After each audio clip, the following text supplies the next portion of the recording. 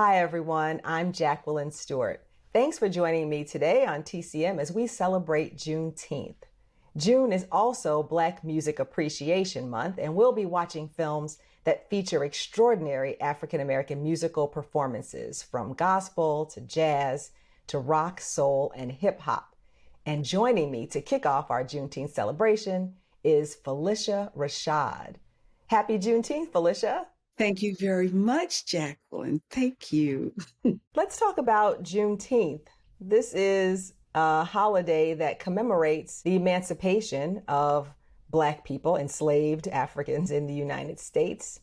And this is a celebration that really began in Galveston, Texas.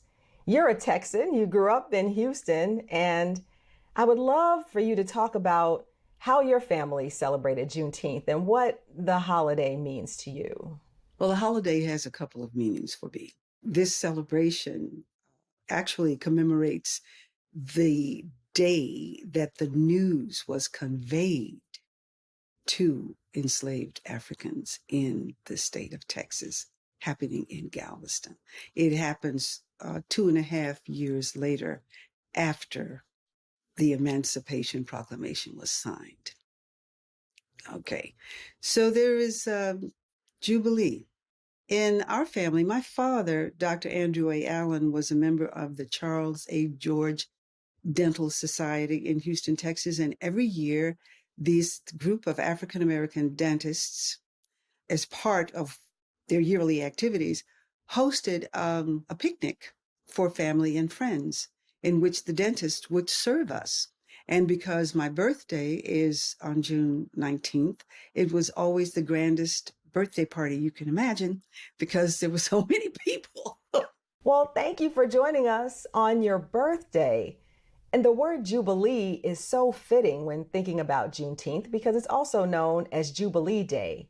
And music plays such an important role in Juneteenth celebrations.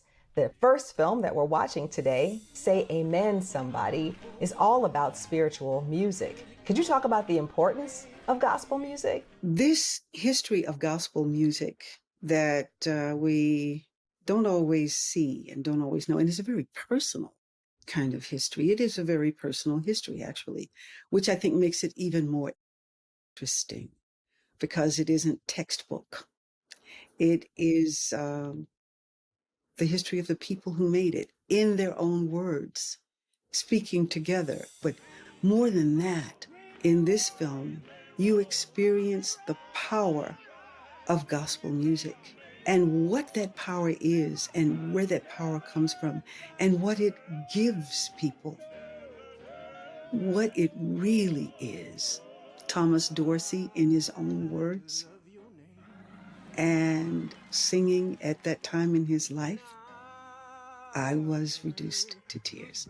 Thomas Dorsey is such a fascinating figure because gospel was a unique genre in itself, that it was really a way of combining sacred and secular music. This was the first time that I really understood on a deeply personal level what this fusion meant and what it means and why it was so important.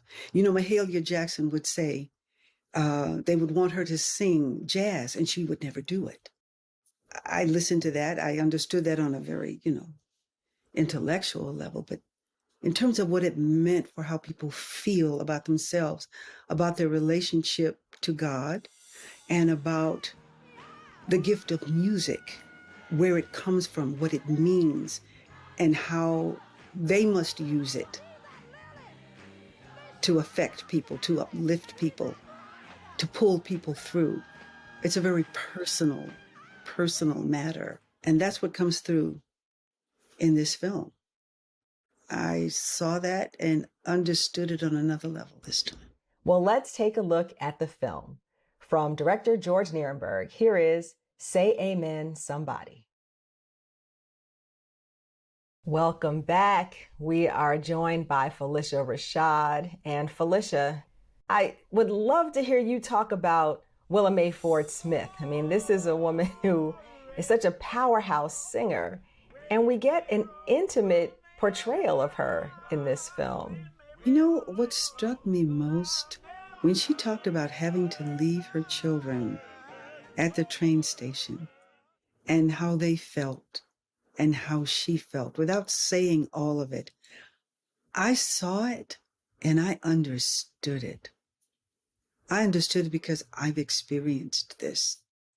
Sometimes our work takes us away from home, takes us away from family, takes us away from our children. It isn't ideal, and yet this is the work that we're called to do. Yes, and then we see another situation where we have an iconic gospel singer, Dolores Barrett Campbell from the Barrett Sisters from Chicago, where she's negotiating this situation where she wants to go on tour, but her husband is opposed to it. And we see the way that this woman, like all women, juggle their professional and their personal obligations. What a scene that is. What a scene that is. Everything is so plain. Everything is right there in front of you, right? And you see the things that are being said and the things that aren't being said.